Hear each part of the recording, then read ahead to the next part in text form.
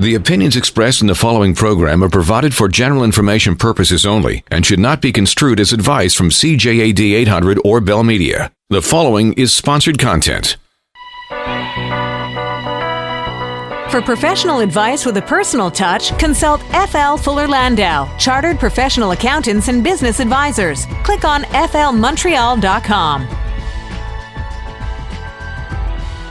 Good evening. Welcome to today's Entrepreneur, a program about the entrepreneurial spirit that drives Quebec business. My name is Dan Delmar, along with Josh Miller. Today's Entrepreneur, presented by FL Montreal. Welcome back, Josh. Hello, Dan. And this evening, we are going to talk about a restaurateur who I just can't stop hearing great things about. I can't get into the place. I'd love to go, but I can't get into Juni. You might be able to get in after tonight. And he brought samples. They're not in the room now. They're going to come in momentarily.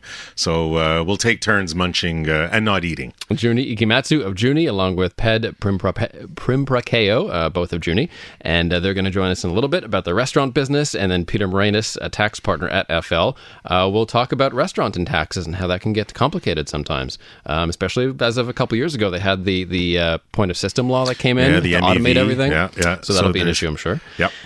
In the meantime, news and notes, entrepreneur-wise of the week. And my question of the week, Josh, has to do with the weather, actually. And this is something that I've been seeing. We love talking about the weather.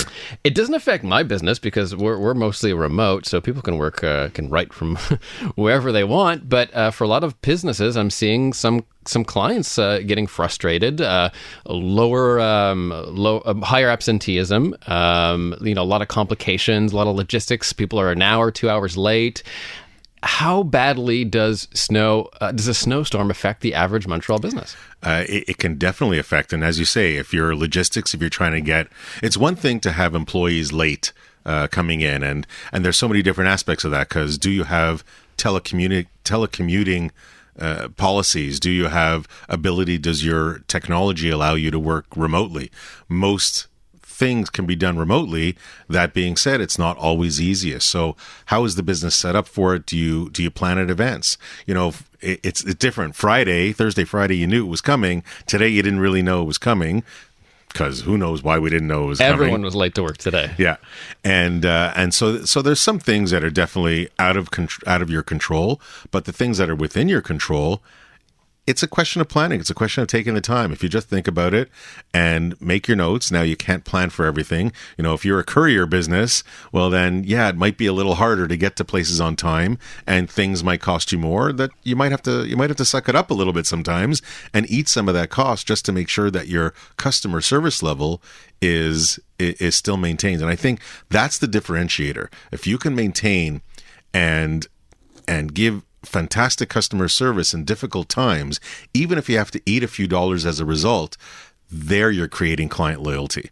And if you're able to do that in any way, shape, or form, that's great. So I think bad weather can be a problematic and a curse, but I think it could be a great opportunity to shine with your customers if you think about it and if you empower some of your people to deal with it accordingly. Yeah, good advice to provide incentives too, or last minute deals. What about for some companies, even like a Stormwatch email blast to some clients saying, "Listen, we're in Montreal. There's stuff we can't control, act of God, whatnot. Just please be patient with us this week, and we'll be on top of it ASAP." Politeness definitely works. Advance, it's easier to be proactive than reactive. People definitely respond better to that, as long as you're not finding an excuse to be late. The old adage applies: under promise and over deliver. And if you can find a way to do that in difficult weather days, if it truly affects your business, then go for it. Look at it and see it as an opportunity, but be ready to deal with it. Don't get too stressed, because sometimes when people get stressed, they really react poorly, and then it all falls apart. So if you can kind of maintain composure and think about it a little in advance, then absolutely you can come out on top. Let's get to some news now, and this piece from the Montreal Gazette. We could talk about this for an hour. It's always a popular subject on CJAD, and if I say Bombardier, the text board will start lighting up right away. So this piece in the Gazette by Frederick Temesco, what went wrong at Bombardier? Everything. What's your take on this whole Bombardier saga? Well, and I get the news, I can read the article. I'm sure the article only tells you a portion of the story. There's no question. Bombardier is a huge monster. They've undergone so many things. I mean, they're borrowing. Their debt levels are in the absolute stratosphere. I think they're borrowing something like $9-10 billion. So it's very expensive. But when the new CEO came in and he's trying to do things like what things that and I'm trying to equate Bombardier to the SME, to the small and medium-sized enterprise, which is not always the easiest thing to do. But if you're looking at that example and they're saying, when they were trying to cut back because they were, they had such great debt and they were trying to save some money, so they were chopping, not growing. A lot of small businesses, if you look and you're under the gun and you're losing money, you'll chop, not grow, which I understand. But I would say don't look at one at the expense of the other. Always think a little further ahead. Yes, you have to deal with the immediate. Yes, you have to deal with the bank breathing down your neck or whatever financier is breathing down your neck. But you can't lose sight of the future. So I think a good mix, where possible, of cutting back or spending less smartly and growing smartly, or looking ahead in an intelligent fashion, I think some combination is there. Bombardier, I think, chopped a hell of a bunch of stuff and didn't necessarily focus on future growth as much as they could have. Again, caveat, I'm sure we only know a fraction of the story. I won't talk about politics at all, but I do want to point out, and I wonder if you have thoughts on this, Josh, that Bombardier is part of a small group of very big companies, Canada Inc. companies, that are unlike any other business really on the international stage. They've always been not only huge recipients of government support, but really an integral part of government. I mean, they're almost semi-public in some respects. And a long time ago, historically, we made a decision to have an aerospace industry as a nation. We're a G7 nation. That's a decision that we made. It was a controversial one because it requires supporting companies like Bombardier. So now we look back and say, well, is it worth it? Is it worth buying our way into the aerospace game? I don't know. It's an open question. And I would say it comes down to jobs. It comes down to employee, the population and where are they going to work. And if the decision, like as you say, was to build up this industry, and Montreal is certainly very heavy from an aerospace standpoint, I'm learning that quickly. And that is, it's about jobs. And when you're, it's great to keep bailing out, but if you're saving thousands and tens of thousands of jobs, or creating them for that matter, where do you balance the downside versus the upside? Is it better not to lend $1 billion and have 2,500 people out of work, where the economic impact, maybe not $1 billion, but has a huge factor, or vice versa?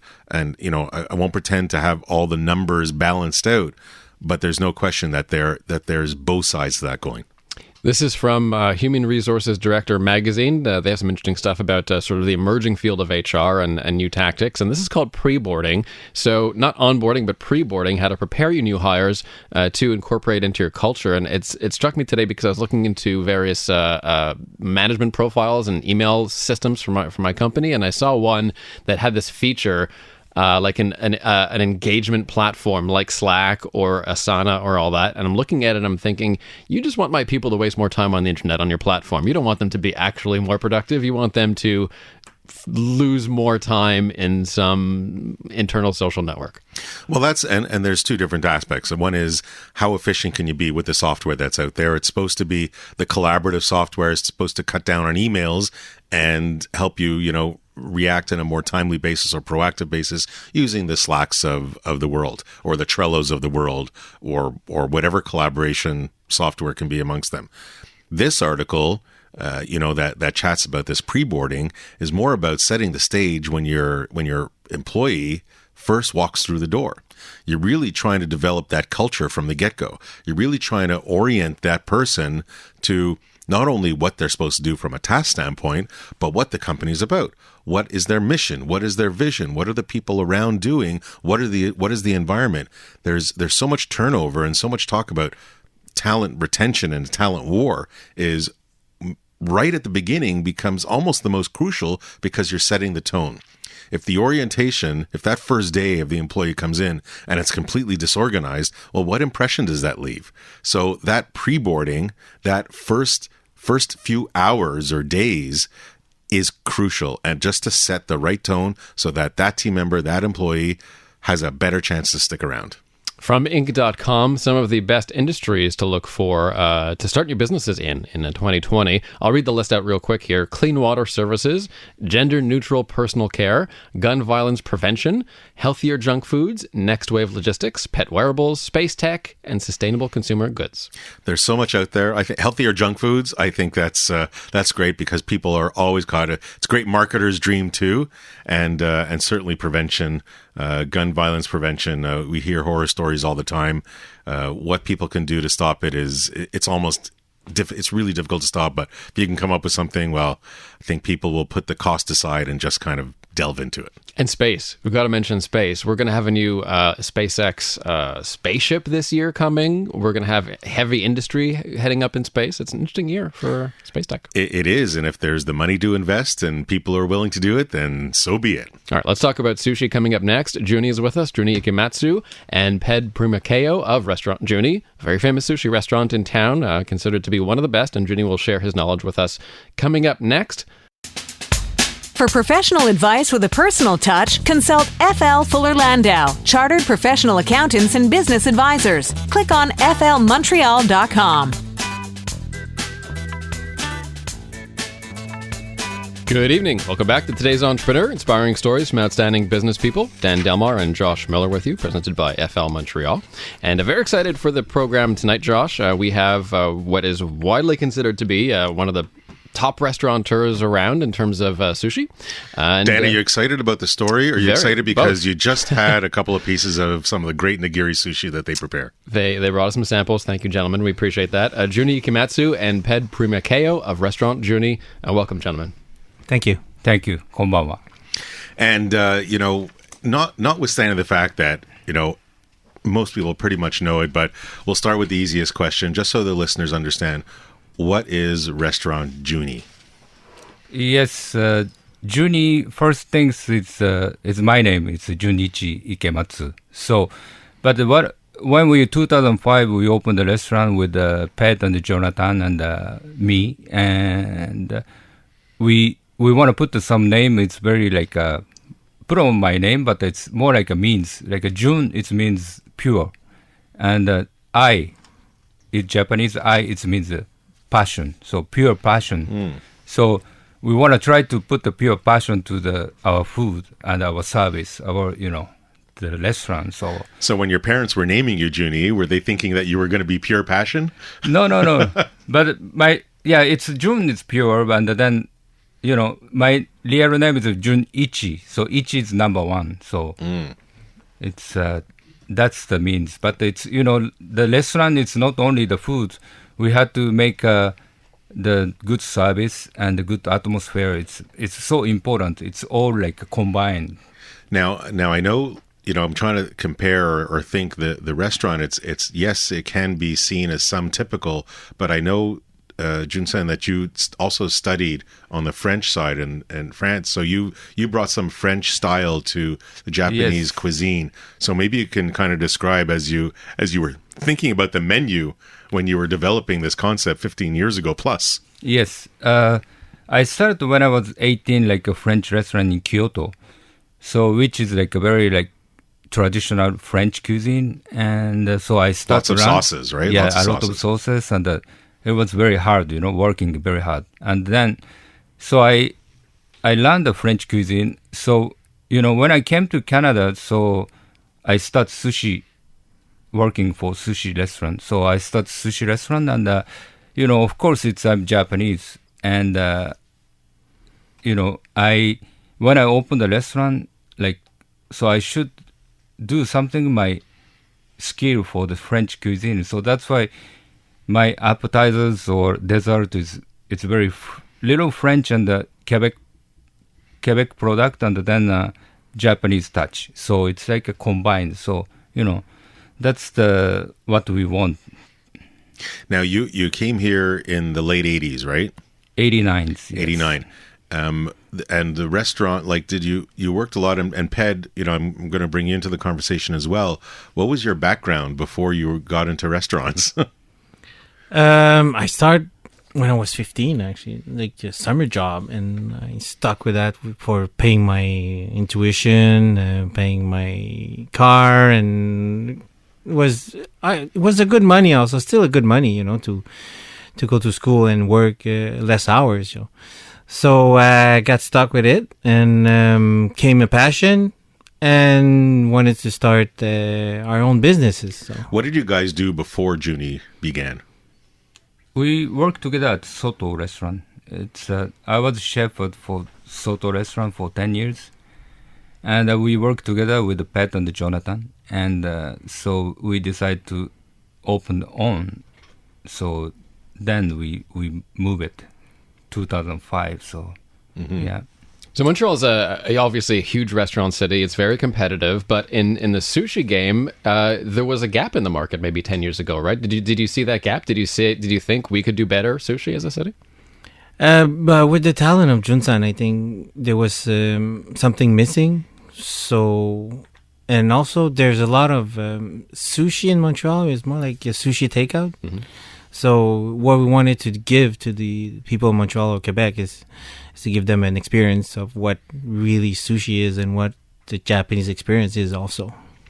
Now, the menu, a lot of people think and say, well, do you have to keep changing it up, or do you keep the same items because it's so fresh and so delicious? How often do you change your menu, like at the beginning versus now? What was your thought process? Now it's like a basic. We keep like a sushi menu is a basic to keep, and then almost every day we got the special fish from Japan, and 3-4 times a week now. 2 different company brings Japanese fish, so we always have a special fish on the menu, and also our a grand menu we changing every 6 months. So it's a new appetizers every 6 months, and also we have a lot of special fish. So at the beginning, were you changing every 6 months, or were you beginning I change every almost every month. Yeah. Did that become too much to handle? That was too much. Every month we have a degustation menu, so we change. So that was it was too much. So can you tell me about the importance of finding a good supplier? Because here in Montreal, it could be tough to find good fresh fish. Do you have to have a connection? Did you have to establish that relationship for a long time? Yes, I have my 4 good suppliers. I'm working for 15 years, so I never change. And I trust them, and they trust me. They bring us so good food. Good fish all the time. And that relationship is huge, because without fresh fish, what do you really have, right? As a Japanese restaurant. We had to respect each other, because last year I visit the Japanese market, which is my supplier, and then what kind of fish they have, and they show us and they show me, and it's very they take care of us. So we had to respect each other to get the good fish. Is it the same with sake suppliers, or import of the sake that you use? No, different suppliers only for the fish. Right, but for the suppliers of your sake, because you're trying to bring different sake to accompany the food. Was that how was that experience in finding? I would say 15 years ago was really hard to find good sake. But now, these days, a lot of people are more interested about sake. So a lot of wine agency, even sake agency that started to import their sake. So back in the days, it was kind of hard. So we opened a sake imported company to import the sake that we can sell at the restaurant. But now it's more fun, because a lot of people wanted to drink and to taste sake. They know more, and they want to learn more also. No, there's no question. Education, when you first came to Montreal, Junsan, sushi didn't mean anything to everybody. So there was definitely an education and a learning curve for everybody. So that's something that we'll continue to explore. Today's Entrepreneur on CJAD 800. More with Juni Ikematsu and Ped Pimakeo of Restaurant Juni in a moment. And Peter Moretus, tax partner at FL, talks about restaurants and taxes. Coming up, news next. For professional advice with a personal touch, consult FL Fuller Landau, Chartered Professional Accountants and Business Advisors. Click on flmontreal.com.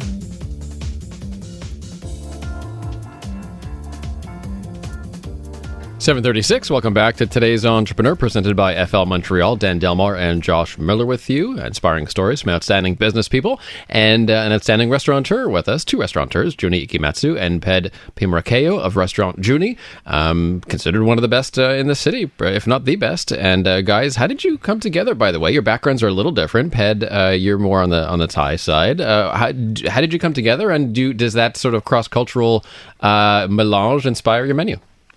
The menu is pretty much Jun-san's concept, pretty much. It's all his idea and all his experience also. Me and Jonathan were more on the floor side. So the service, the experience, talk to the customer, and also a way of serving as much people as we can, as the best also that we can also. And you left him in the restaurant tonight because somebody had to be there. Yes. Do you guys have just, I mean, obviously Jun-san has his role of the menu and the kitchen and the sushi preparation. Between you and Jonathan, do you have your separate roles? Do you overlap a lot? No, actually I'm more on the administration wise. And Jonathan is more on the floor wise, so concept wise, like maitre d', and also do what we have to do for make the customer happy. Now, must be the most fun aspect is dealing with people, your employees, your labor. That, you know, we've had a number of restaurateurs on the program, and that's not always the easiest. How have your experience been dealing with your labor and your employees? I find by experience is how you see the employees in different restaurants is reflects also the owners also. So we're more on the human side, and we try to respect the people that work with us also. So there's a lot of people that have been working. I have a waiter that's been working since the beginning. So yeah, you have pretty low turnover. I mean, I've been going to Juni for 15 years since it opened, and there are still some of the similar people. Yeah, I have a waiter that's been working with us for almost 15 years. Now there is that culture. I mean, there's Eastern versus Western culture. How do you find, you know, Jun-san, you trained in Japan, certainly under which some French influence, and you come to the Western culture, North America. There's definitely a difference in how people operate. Mm-hmm. How have you managed, and what has worked for you to mix both? Yes, like, you know, it's of course different culture we growing up, and because I'm Japanese, 100% Japanese, like from, you know, I growing up in Japan when I was young, and I had Japanese traditional culture. I can't bring here to the no, you know, my employees. Nobody would survive. No.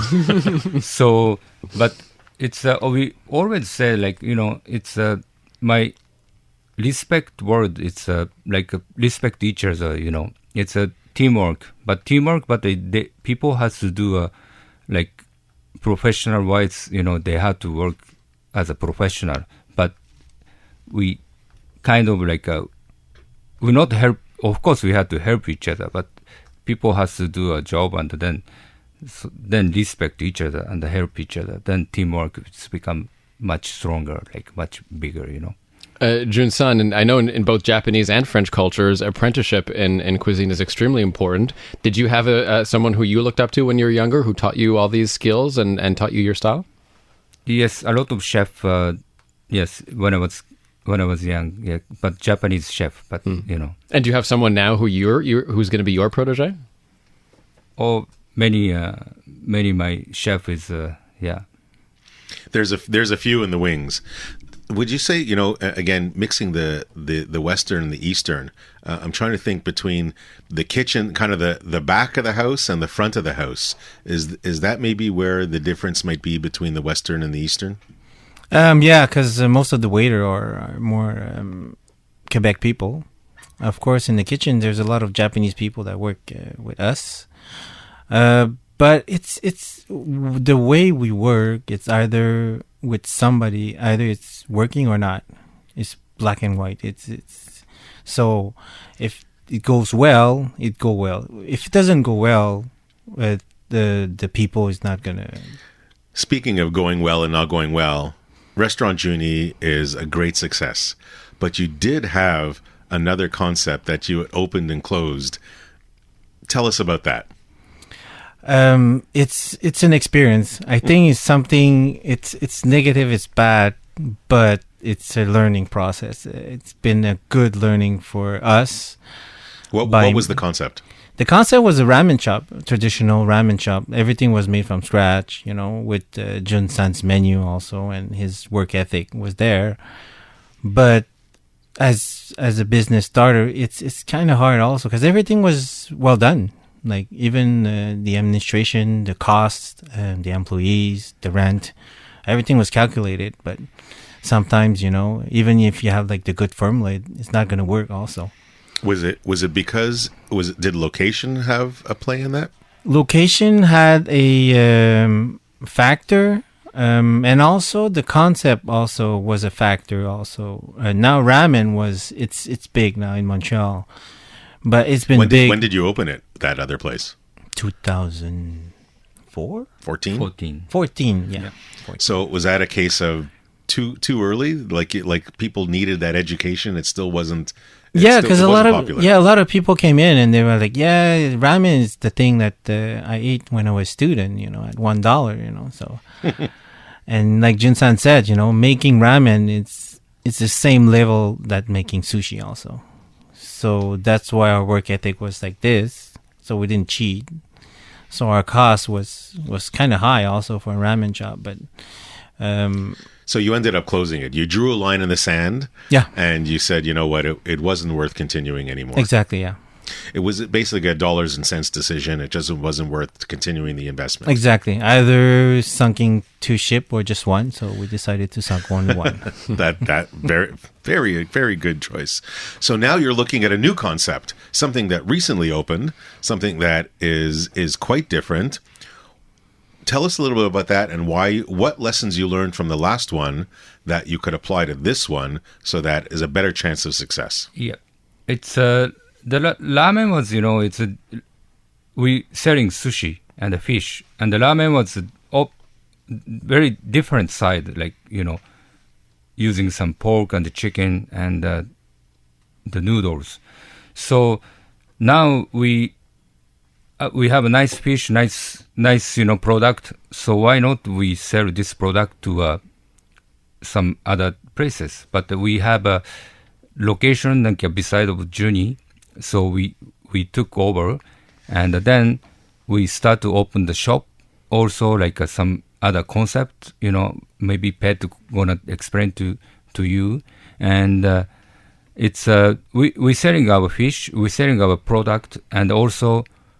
We have a good dessert chef, so she makes nice dessert, so we sell dessert. So it's right next door, so it's like under your watchful eye. You don't need to travel to different location. You can really maintain, and you're really being true to form. You're being true to your essence. Ped, can you tell me a bit more about the place? The place, what we wanted to do is kind of to show what Japan is. I think I noticed that in Quebec, a lot of people go to Japan now. It's the trend now, and they love it. They love the culture. But there's no places that shows what like Japanese culture is. Not only sushi, it's not only ramen. So there's many, many things. So what we want to do is to apply what Japanese people does and culture-wise at that place. So and business-wise is to make something that's not going to fail. So we did many things inside one place, and we don't want it to have like one direction of business. So that's why we're going to sell fish, pastry. We sell our Juni product also. And we do tasting menu night. So like in Japan, once a week. And after that, we have our sake night also, Thursday, Friday. And we're going to have our workshop also eventually in spring. So at the end, when we try to do the concept is to do a Japanese grocery. But at the end, we were like, is not enough. So plus this, plus this, plus this at the end, I think it's a good concept, and it's a good way also to be different as a restaurateur, because people will say, oh, just open the walls and make a restaurant bigger. But we didn't want to do that because it's really, really, really hard. And also, most of the time in the history of restaurant business, opening a bigger place is changed a lot. Finding your niche, and that's what's important. Today's Entrepreneur on CJAD 800 will have Juni and Ped's one piece of advice for today's entrepreneur on the way. But first, we're going to chat with Peter Moretus about restaurants and taxes and how that became more complicated a few years ago in Quebec. So that is on the way. For professional advice with a personal touch, consult FL Fuller Landau, Chartered Professional Accountants and Business Advisors. Click on flmontreal.com.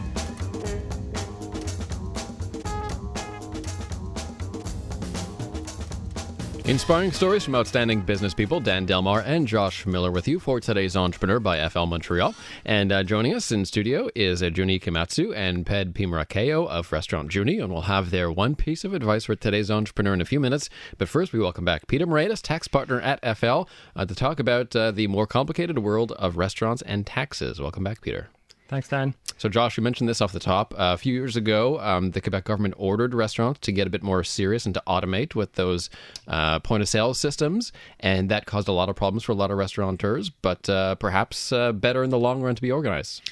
I think, restaurateurs, we have such a passion for food in Montreal that everybody focuses on the food and the service and the location. But not all restaurateurs are good administrators. Pet aside, he's had lots of experience being an administrator, so he's excellent at it now. But not everybody has been well over the years, or does that well over the years. So I guess I'm going to turn to you, Peter, and there's challenges for restaurateurs or restaurant entrepreneurs about dealing with the sales taxes, the deductions at source, some of the tax credits that come with it. So what are some of the first kind of thoughts that come to your mind? Well, just last week, I know on the program we were talking a lot about the construction industry, and similarly, any restaurant and bars have a similar view in terms of what people were maybe not doing properly in terms of paying their rightful share of taxes, and it seems that it has had an impact in terms of the scrutiny that the government has on the industry in general. So like what Dan was saying was that I think it's around now 9 years ago maybe, the government instituted the MEV system, where it's essentially the black box, they call it, and it's linked up with all of their point of sale system or linked to their bills. And once a month or on a regular basis, that information gets transmitted electronically to the government. Based on what is actually being reported in the sales, and then that will get verified based on what they report on a monthly or quarterly basis when they do their sales tax filings. Because the government can essentially come in at any point and just walk into that, what you call a black box, the MEV, the MEV, and I guess get information from it. Oh, I think it's a requirement to do it, and even I think afterwards, maybe this is more the bar industry, but they require that an invoice had to get issued for every transaction. So there's definitely an easy way where if there's a discrepancy between what was filed compared to what they have on the computer, it's an automatic query of information. Pat, do you remember when the MEV came into play about 10 years ago? Yeah. But for our business was quite pretty easy for the transition because I would say 95% of the people pay by credit card. Right. So we couldn't hide any sales. So not that you ever would, of course. No, never. But unfortunately, that's what happens is when it kind of forced a lot of compliance and additional administration, I guess, from people who were already doing everything correctly. And I know, like, one of the other things that it leads to is there's this thought, maybe in auditors, that there's something to be found at all times. Where so they keep digging. Exactly, and then so you're kind of really only innocent when it's really officially proven that you are. So, by the way, at this point, Peter, if you walk into a restaurant and they don't have one of these electronic systems and it's all cash only kind of thing, that's not kosher right now. Correct. You have the right to request an invoice or a receipt. Good to know. And I mean, like they take all kinds of measures when the restaurants are not properly documented, where they will actually go back and base their projected sales based on what their costs are in terms of purchasing. Now, I know with restaurants, we were talking about labor and employees, and of course there's the whole tip system. And sometimes there's a challenge for restaurant entrepreneurs to manage the tips and make sure it gets on the tax slips, the T4s properly, the credits. What comes to mind when we're talking about tips? So now it's February. Now's the time where employers are out there preparing for their T4s and their employment slips to employees. And Quebec again is different here as well in terms of restaurants, and it's actually not a requirement for employers outside of Quebec to necessarily tax their employees on any tips. I think not even a minimum amount? No, well in Quebec it is. So let's say in Canada in general, it's only if the restaurant itself is the one charging, let's say sometimes a service fee if there's a higher group and they're really allocating it. But in Quebec, if the employee doesn't submit their tips, then the employer is required to tax them on 8% of it. It becomes part of their salary compensation. On the flip side, though, Quebec understands that that's an additional payroll cost for employees because it becomes more QPP, more employment insurance, more deductions at source. So companies or individuals, when they file their returns for their tips, which is important why on their summary to include the details, they get a credit back for this additional cost of having to report it. Tips, tax credit on the tips. Correct. Excellent. Peter, thanks so much. There's always lots to talk about when it comes to taxes, and certainly restaurants, and you have kind of the look in the eyes of Juni and Ped going, oh yes, we still have to deal with that. But as we approach the last moment of our show, as we do each week, we'll turn to Ped and Juni and ask each of you, what would be your one piece of advice for today's entrepreneur? Discipline.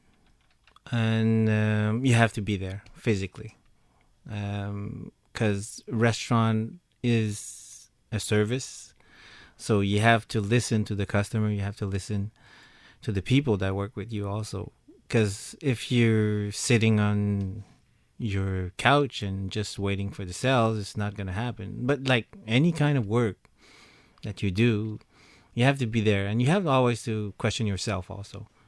What's happening, what's good, what's not good, what can we do to evolve also the businesses also. It's quite motivating to do that. Thank you very much. Jun-san, is there any one piece of advice that you would give restaurateurs today?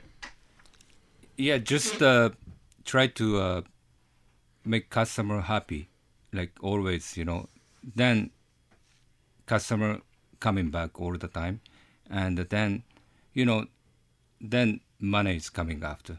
It's that's the circle. Yes, the circle of it's of restaurant Juni life. Always thinking about to make people happy, because it's such a good job what I do. Like I'm very appreciate to making people happy.